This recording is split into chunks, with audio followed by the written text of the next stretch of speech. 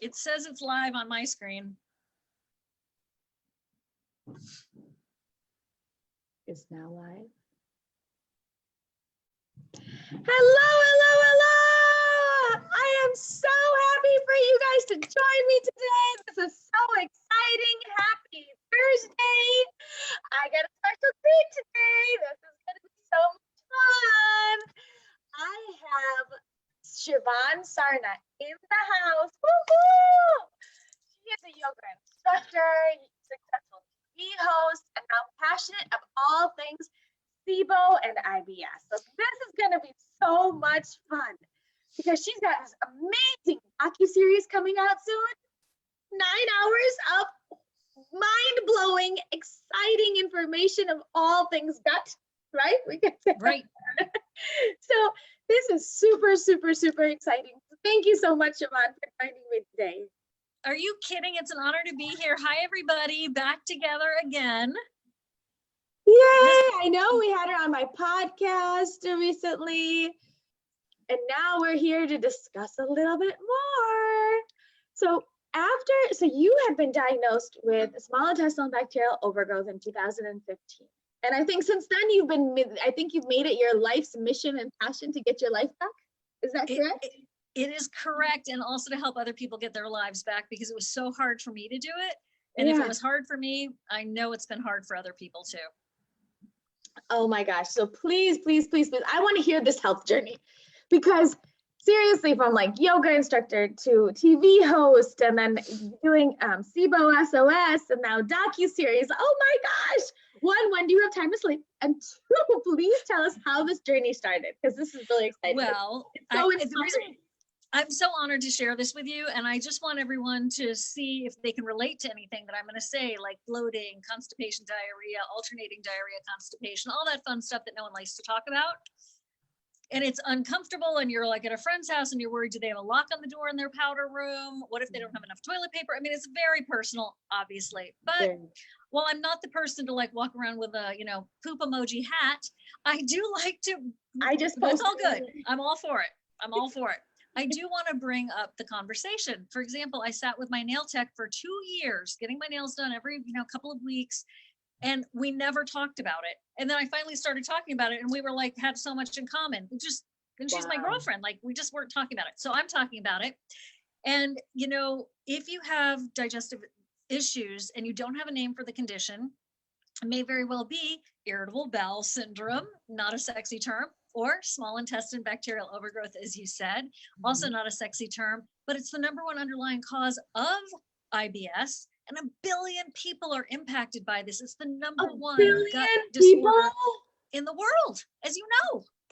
Yeah. So over the past 2.5 years, I have been on this journey because I finally got diagnosed since I was 5 years old of having problems. I finally got diagnosed. I had a name for it. 5 years old. Yeah. I know. Oh my gosh, you were suffering for that long. For so long, and I didn't talk about it. I just thought it was like not normal, but I was okay. So what are you gonna do? Like, anyway, about 3 years ago, I finally went to a gastroenterologist, and it was a disappointing experience because I was told to get on an antidepressant and to walk 3 miles. And it was a well-intentioned person, but who had not been caught up on the latest education and research, and never mentioned this to me, that it could be an underlying cause that was not stress or lady problems or all in my head. So I, through a series of chance encounters, but are they really chance encounters?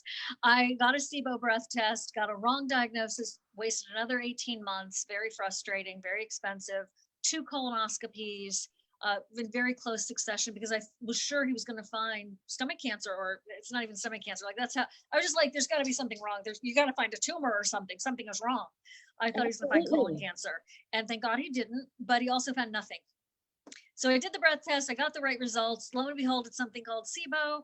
And then I made it this huge mission for me to get well and me to find out what was going on. And then I was like, there's a medical mystery in our midst, and no one is talking about it. No. My doctor doesn't even know about it. I've got to help spread the word. That's what I do for a living. I talk. I'm going to talk about this. And here we are. And here we are all talking about SIBO.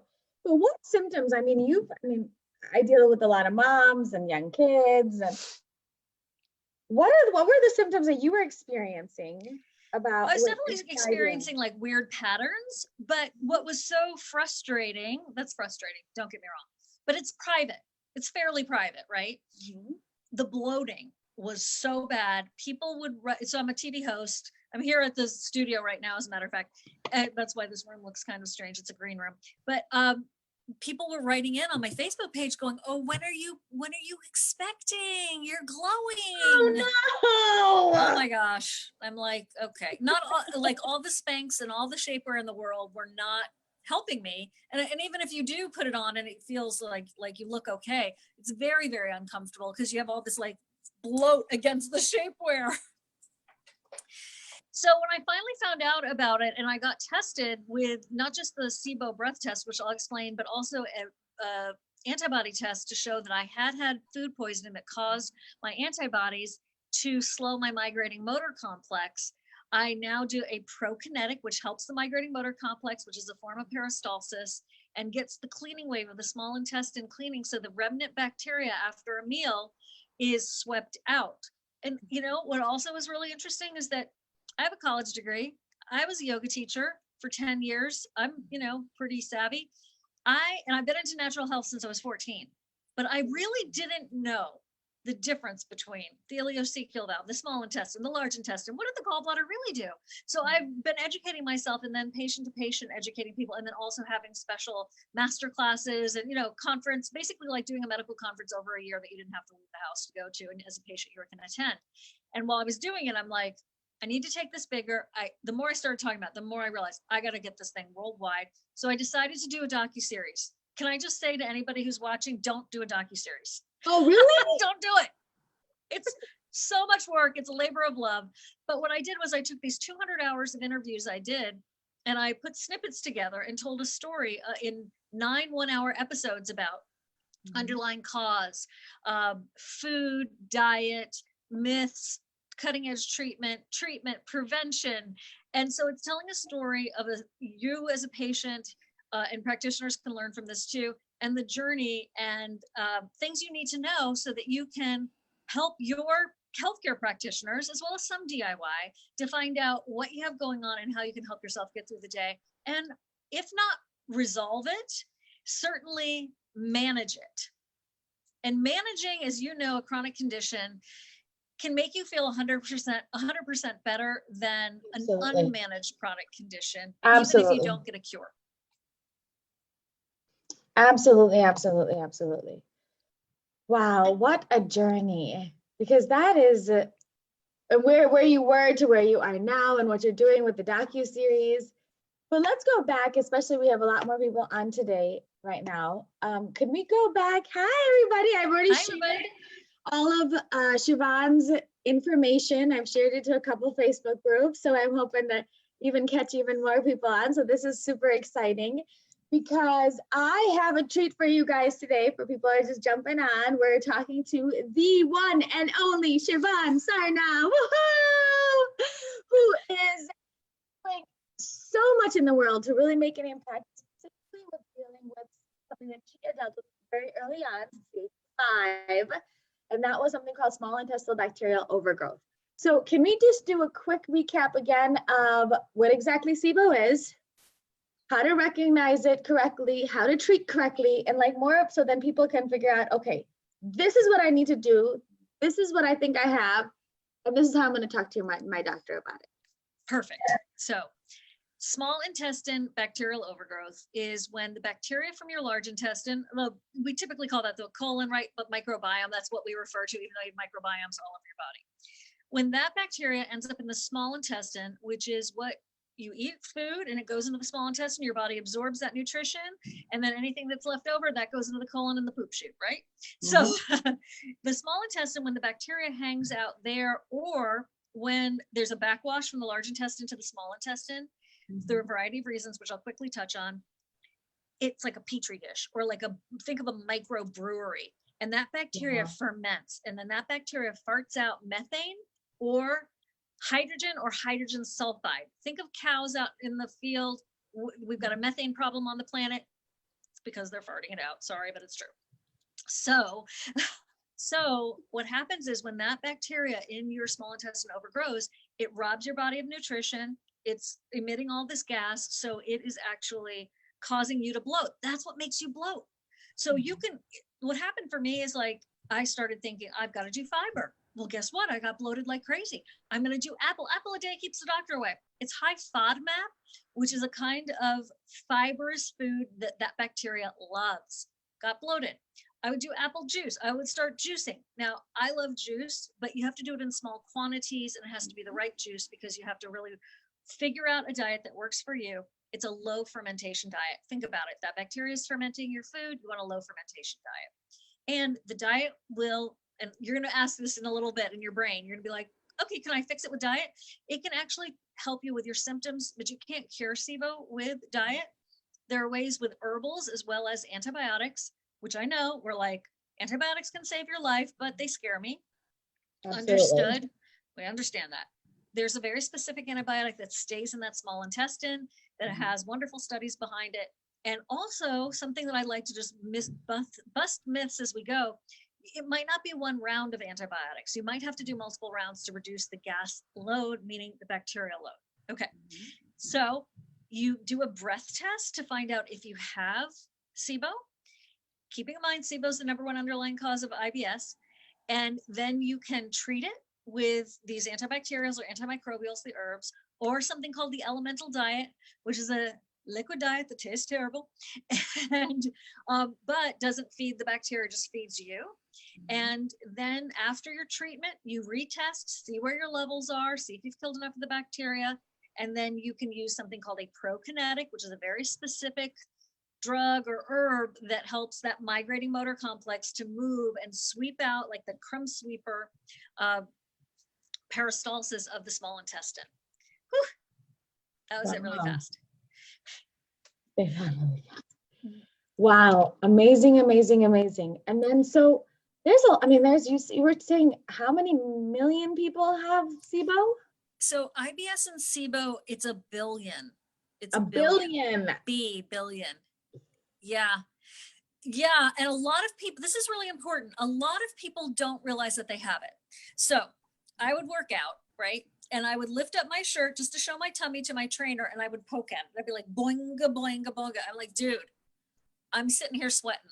I'm doing my crunches. I'm Pilates, the whole bit. I cannot get rid of this bump in my belly. And it wasn't like constipation. It was just like I had a bubble of air in there. And he's like, I have no idea. I've talked to celebrity trainers. They had never heard of this before. Doctors, I mean, really, practitioners from all walks of the world and modalities. I'm huge into natural healing, and I appreciate the medical traditional vibe as well. But I was going to Ayurvedic acupuncturist, Rolfing. I mean, the list is long, my friend. And all of it helped me, but nothing was getting to my root cause, which was the SIBO. But think about this. SIBO always has a root cause. So SIBO has its own conditions that and own symptoms and own properties, and it has an underlying cause. That underlying cause is what you need to deal with, and deal with the SIBO if you want it to permanently resolve, or find out what your underlying cause is. If it was food poisoning, then you can manage it. Some of the underlying causes that were fascinating to find out about, other than food poisoning, that's been resolved, but you're never quite the same. Adhesions. I know you know about adhesions with all those mamas you have. Adhesions are collagen-like fibers. They are collagen fibers that are inside your internal organs that are perhaps holding them together because you've had a trauma or a surgery, and your body's like, whoa, wait a minute, repair. And they are stronger than steel, and they hold maybe an organ a little bit out of place, or they put a blockage in maybe that small intestine. And so that migrating motor complex, maybe it's working, but there's an adhesion there, so that bacteria can't sweep out. Diverticulitis, the little pockets have the bacteria living in it. Opioids. Okay. So pain medication, it's an epidemic in the country, right? But sometimes you need pain medication. If you had major surgery, yeah, I'm going to do an opioid, you know. And when that happens, it slows. When you're in like deep anesthesia, your migrating motor complex slows. Then you get out, you get surgery, you're recovering, you're on opioids. Your migrating motor complex slows. It's very famous to have like opioid induced constipation, as you know. And there's specific drugs that the people are marketing out there to help people, and it's really a problem. But that can give you SIBO. If you're an alcoholic, the studies show a risk factor is certainly being an alcoholic. SIBO, slowing things down, overloading your system, feeding that bacteria, all that sugar. So there are a lot of things that I would never have thought would have been associated with SIBO and IBS. And there they are. And that's just the beginning. And there's so many other things too that mimic the condition of SIBO, which leads me to this. Like it's easy to go, oh, it's just poop, it's fine. Okay. All the healing and all the health begins and ends in the gut. Mm-hmm. Brain fog, thyroid issues, hormone issues, mental health issues. I don't want to oversimplify it, but it's definitely worth investigating. I have a very sad story. And that is that a wonderful person was diagnosed with SIBO, but they actually had ovarian cancer. So you really need to find out what it is that's wrong with your gut and your motility, find out what the root cause is, and take it from there. Because especially if somebody, you mentioned about hypothyroidism, it's like can be a vicious cycle, right? Because the fact that in and of itself, the hypothyroidism, which a lot of women do have, and even diabetes can actually slow motility. They can negatively affect the stomach acid, right? So that can also lead to a lot of those SIBO type symptoms. And so it's like a vicious cycle. So yes, really focus on what that root cause is and try to manage it from there. Because, so we talked about the root causes and how we can address that.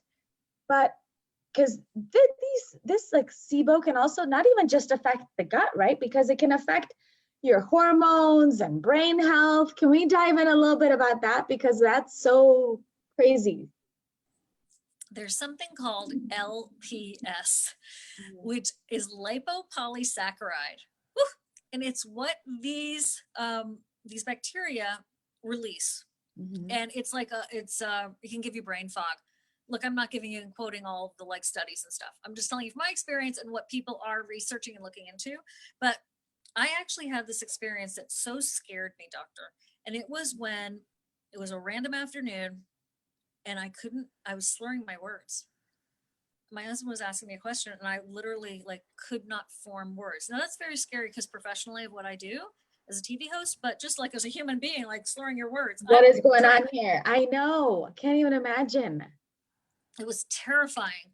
The brain fog and the overwhelmation, that's not a word, but we'll work with it, mm-hmm. of these endotoxins in my body caused such a reaction that I was literally slurring my words. I was in a situation where fortunately I was able to go to bed, drink some water and, clear it out, but it really scared me.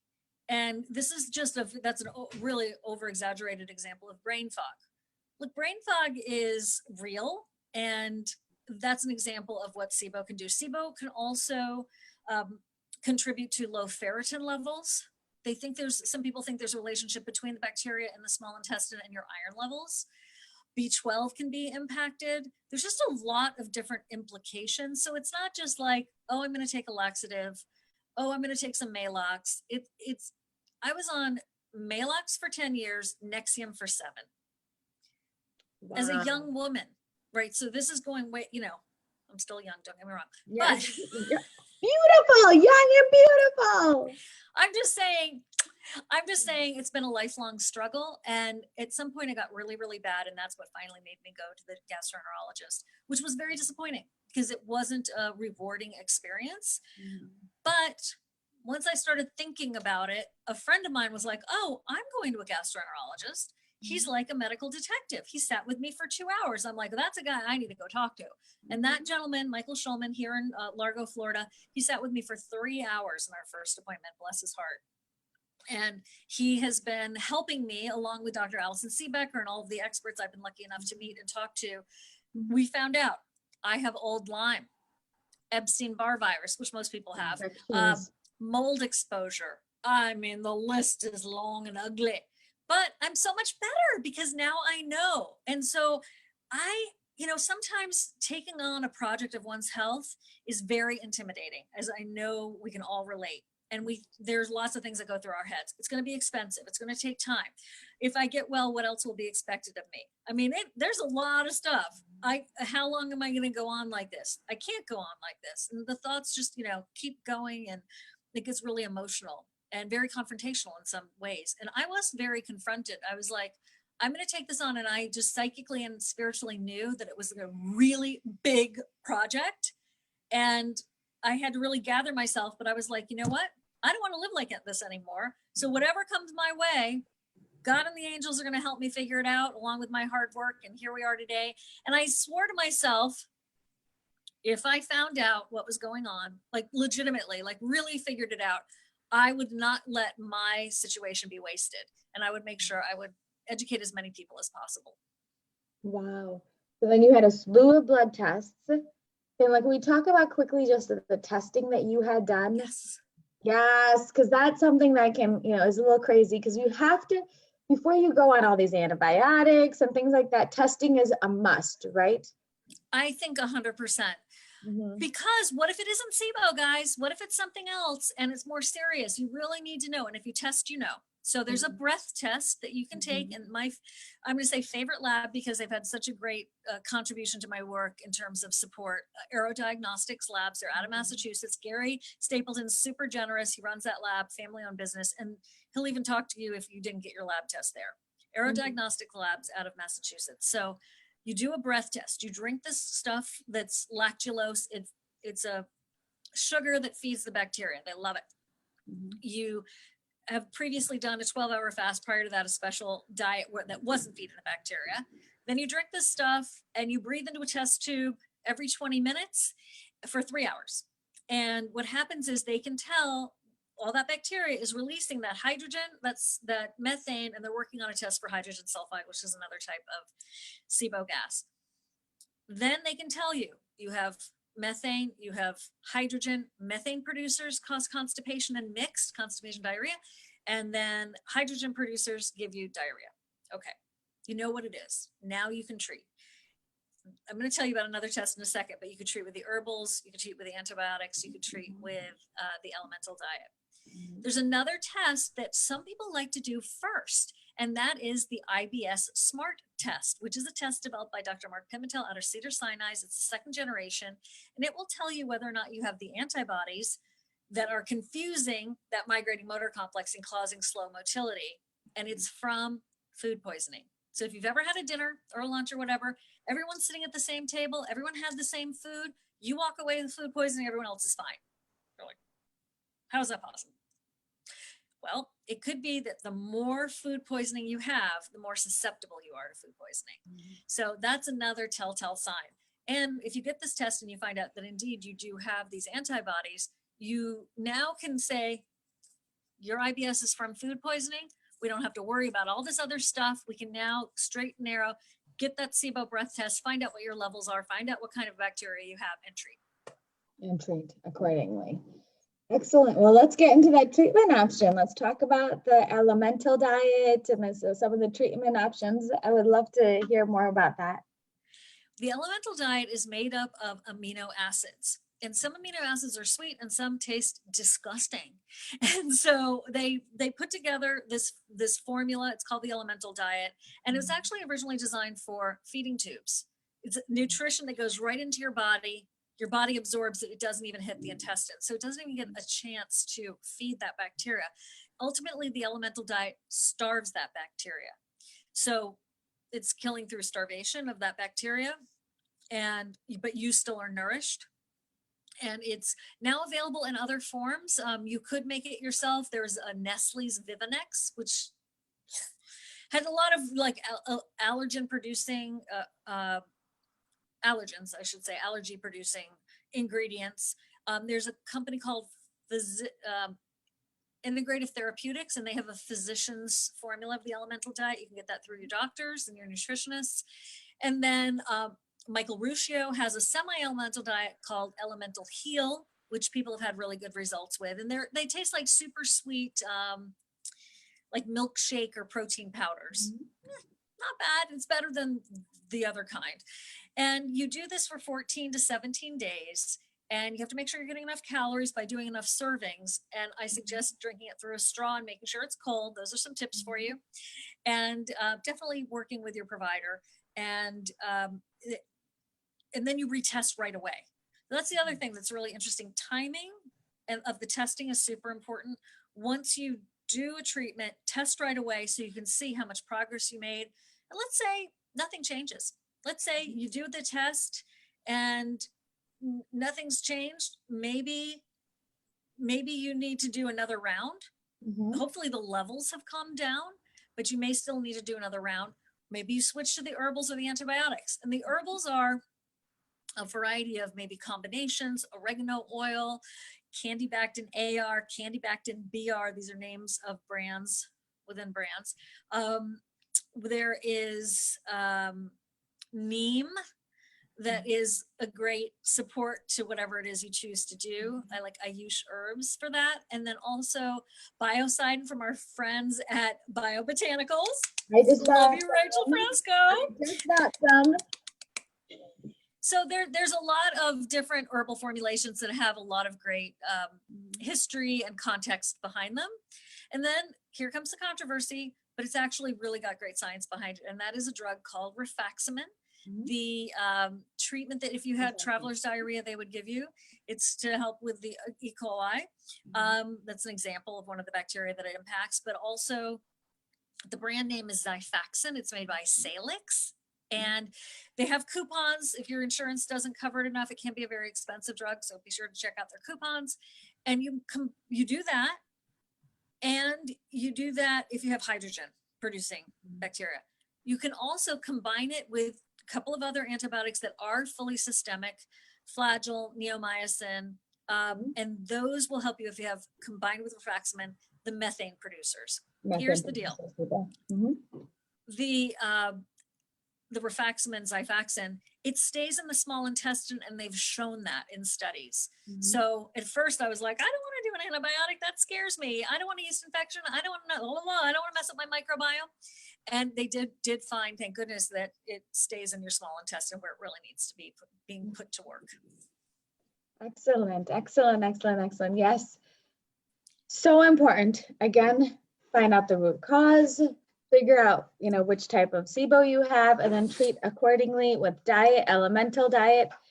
And then there's different antimicrobial herbs and antibiotics.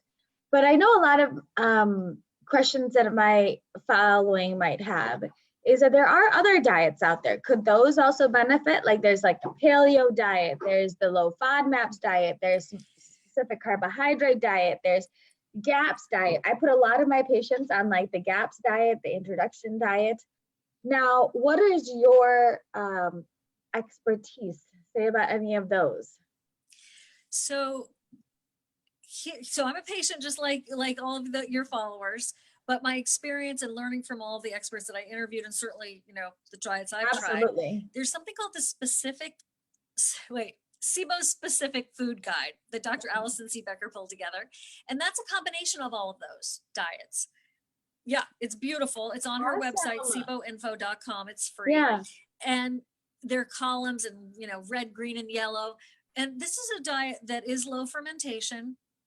Actually, I want to call it a food guide. And this is why, because it's not saying you should eat an egg for breakfast and a, salad for lunch and a, lasagna for dinner. Instead, what it is a guide to tell you how fermentable certain foods are.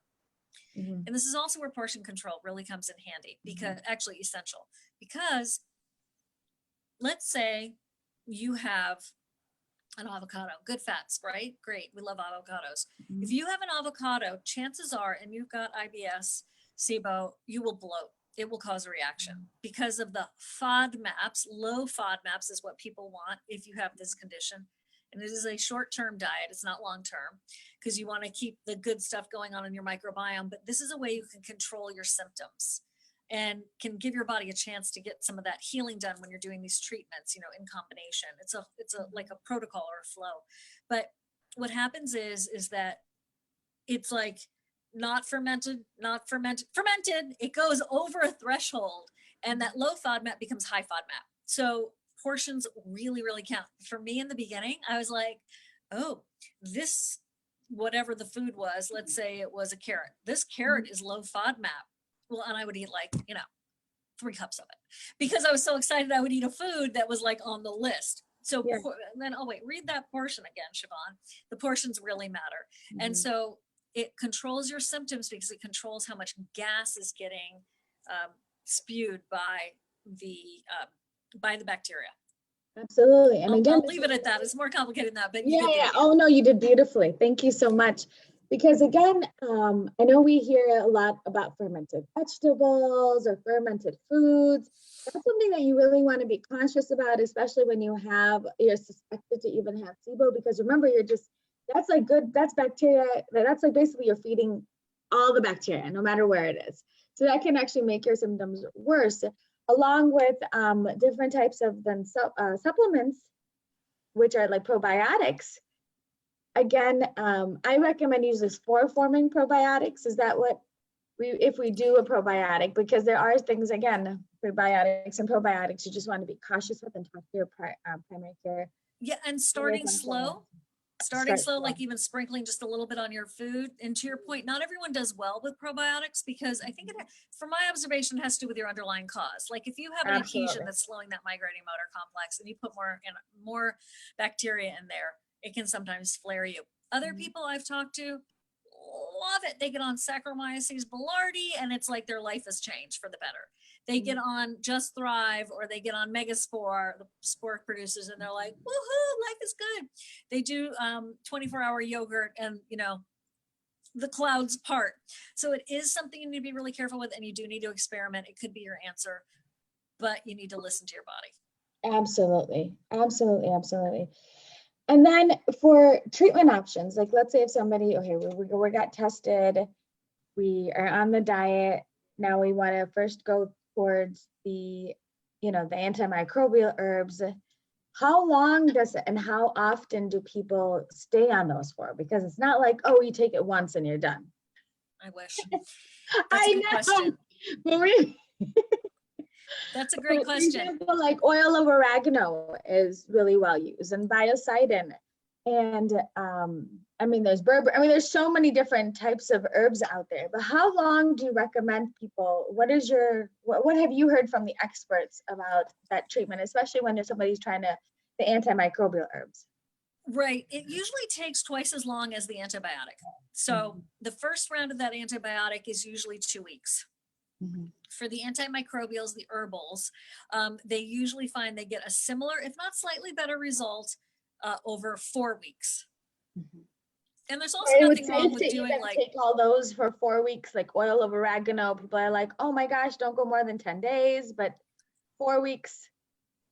That was what the study showed, that the Candibactin, AR, and BR, they did it for 4 weeks. All right, that one. Perfect. Excellent. Wow. So you put together this, so we talked about how people can start to heal their gut, right? Is there anything else that we wanted to add, that specific pieces of that? I think the thing is, if you're listening to this, if you've hung in there this far, or you're just channel surfing by or whatever, if you don't have a diagnosis of IBS, which is a diagnosis of exclusion, meaning that they don't really know what you have, but you don't have IBD, you don't have Crohn's, you don't have a variety of other things. Or if you are, really relating to this bloating, I've heard of SIBO, I don't know what it is. Just come listen to the docuseries, listen to it for a couple of nights, see if it's an answer for you, see if it resonates with you or someone you know and love, and find out, just educate yourself. We talk about all kinds of things in the docuseries: digestion, SOS, rescue and relief for IBS, SIBO, and leaky gut. It's a mouthful, I know. But we do talk also about leaky gut and how SIBO, people feel, does cause leaky gut. That's not the only thing that does. We talk about traumatic brain injuries and how that can impact your gut, the connection gut to brain, brain to gut. So I hope you'll swing by and check it out, because it's a beautiful professional production. I got TV background, so of course I want to make it pretty. And just really, I am a relaxed presenter, but very focused and serious about the content. So I wanted to make it really easy to listen to and to learn from. And so from what I've heard from people who have watched it, they feel that we hit the mark and a lot of people are getting help. So I hope you'll stop by. I'm so excited. This is a need that you fulfilled, and I can't wait myself to take a look at that. So you have this free gift. You want to tell us about that for everybody Yes, listening thank today? you. When And you stop by I'm posting this all over the place, so please let me know what is that. when you come on over to digestionsos.com, just opt in. We'll give you we're actually going to give away the first episode. Don't tell. So everyone can see that. But you actually get to see all 9 episodes for free. And you'll be able to watch the first episode actually all 9 nights. It launches world premiere August 13th. Wow. Yes, it's coming. Today's the first day the world's getting to hear about it. So thank you for having me on the launch day. Yay! And if you swing on by, you will get a SIBO friendly cookbook that has been put together, some of the favorite recipes from some of our speakers. Breakfast, lunch, dinner. There's no meat on it. You can always add the protein if you want to. I'm a vegetarian, so I started there. But like, if you're like, I want this with chicken on it, okay, you do that. So, but anybody who's a vegetarian will be able to experience, a good baseline there. And having this diet when you're a vegetarian is hard. But these are recipes that will work for you: dessert, lunch, beverages, and dinner. And then we also have an interview that I did with Dr. Allison Seebecker, one of the world's foremost experts in SIBO, that I was just talking about a little bit ago, on what's the difference between IBS and SIBO? What are the treatments? What do you need to be thinking about? In case you're like, I think I've only been told I have IBS, I don't have SIBO, or I don't know what I have, or what is the difference between these two things? It's almost spelled the same. So there's a professionally transcribed interview that we have that's also a gift for you.